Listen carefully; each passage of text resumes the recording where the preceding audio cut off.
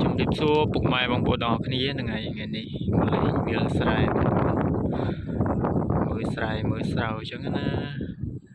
ចឹងមើលទេសភាពស្រុកស្រែទាំងអស់គ្នាបងប្អូនអើយអេមែនទែនមេឃវាអួលអាប់រោភ្លៀងផងបាទស្រែស្រូវដុះពេញណាពេញណីហើយបងប្អូនអើយ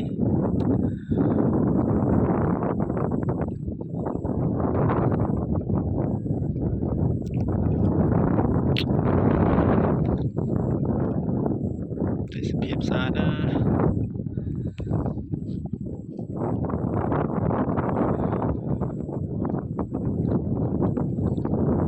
មេឃរោភ្លៀងទៀតមេឃ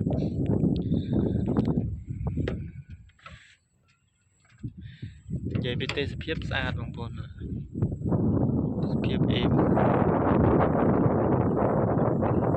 ជុំមេឃរោភ្លៀងទៀតកប់សេរី